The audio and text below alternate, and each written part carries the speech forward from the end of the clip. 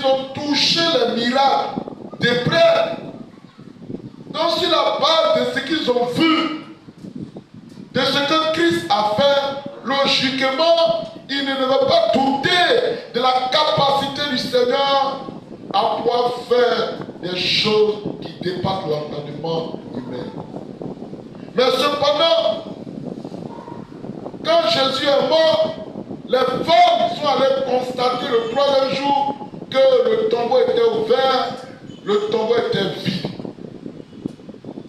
Les disciples Pierre est allé avec Jean, ils ont vu qu'effectivement il était là. Il avait disparu plus tôt. Mais cependant, ces deux disciples doutaient encore de la résurrection de Christ.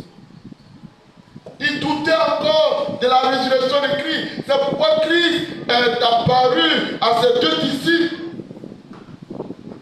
Parce que jusqu'à ce que Christ puisse leur dire que c'est lui, malgré les témoignages des autres disciples, ils doutaient de la toute-puissance de Dieu pour pouvoir connaître la résurrection. Le découragement s'est emparé d'eux. Ce matin, est-ce que tu n'es pas dans le cas de ces disciples? Malgré le témoignage de tes frères sur la puissance de Dieu, sur ce que Dieu est capable de faire des choses impossibles, d'amener à l'existence ce qui n'existe pas dans nos vies. Ils ont rendu des témoignages où Dieu a délivré les enfants, où Dieu a délivré leur mari, même leur propre fille. Mais cependant, tu es comme les deux disciples d'Emmaüs. Il leur a dit, ô homme sans intelligence, dont le cœur est lent à croire. Ne soyons pas des personnes comme ces disciples.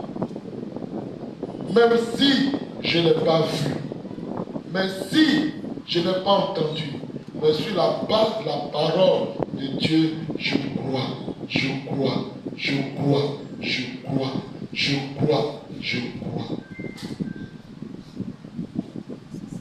Quand Jésus était en train de rompre le pain, c'est là qu'ils ont dit, et effectivement, c'était lui Jésus, qui à travers la prise de ce repas, que Dieu augmente ta foi, que Dieu augmente ta foi ce matin.